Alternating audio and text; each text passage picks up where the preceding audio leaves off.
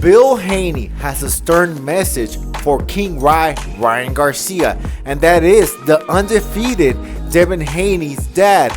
And he says if Ryan Garcia wants to rematch with Devin Haney, Ryan Garcia is going to have to join Vada testing right away. He only gave him 2 days, that's 48 hours to do so. As we all know, Devin Haney and Ryan Garcia had a highly anticipated mega showdown fight this last 420.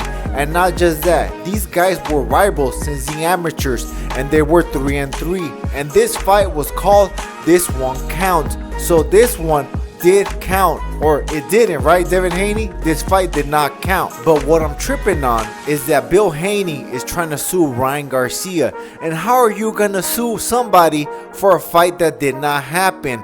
And we all know it happened, and probably Devin Haney got some brain trauma, and he's not gonna be the same fighter ever again. I don't care if he was using steroids or not.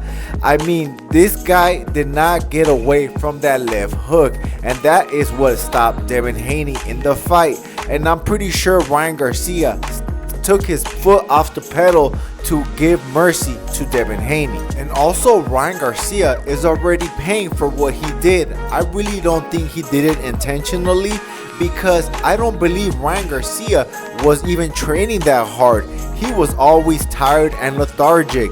Every time he threw a flurry or some punches, he would have to recharge his batteries and go back to the corner and trying to get some of his energy back.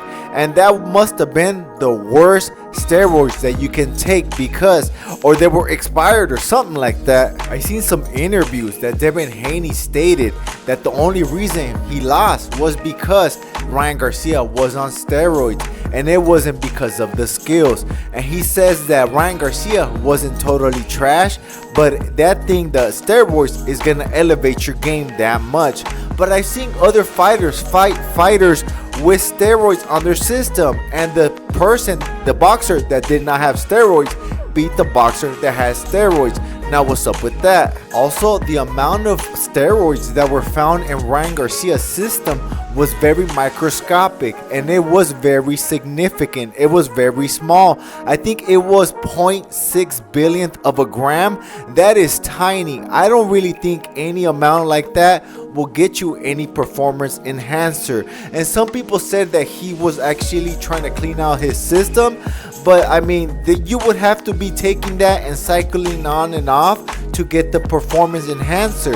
And not just that, I heard that those steroids actually lower down your testosterone, not raise it. I'm not gonna lie, I did try to put myself in Devin Haney's shoes though.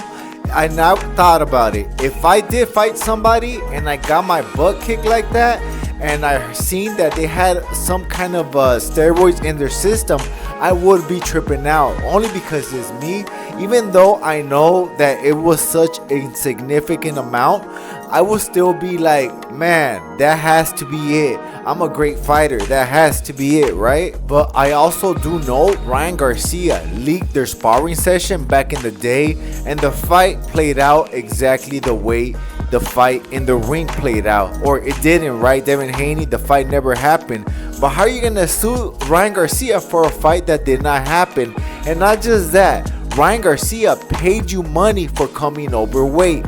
But I get it, that doesn't count for the steroids. Yeah, I get that part. And I believe this is the first time in the history of boxing that one boxer sues another boxer for something like that, getting his A kicked in the ring. And usually all the other boxers, even if they have steroids or they cheat, they want it back in blood. Just look at Miguel Cotto versus Antonio Margarito. He was using some break hands, plaster of Paris or whatever it's called. Look at their first fight, and to me that fight did not make sense.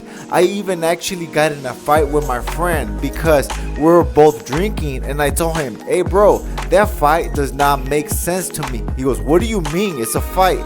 He goes, it's just something's wrong with that fight. And we both got in a fight for that fight. But I said this before, and I'ma say it again. Boxing is a young man's sport, and it's also a poor man's sport. And Devin Haney grew up rich, so I believe he has rich ways. And usually somebody coming up broke and poor, they would really want it back in blood, because this is really how they're gonna make their money.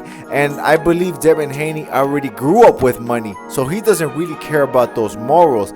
He is just a rich kid that's spoiled, and like he's just a spoiled brat. But I'm not gonna lie, kudos to Devin Haney for being a rich kid and joining boxing, because when I was in boxing, no rich kid was ever in the gym. It was always broke kids from the hood. So kudos to Devin Haney for even joining boxing and becoming a high talent just like that. He did not have to take that route, especially since they grew up with money. So kudos to him. Alright guys, but this is it.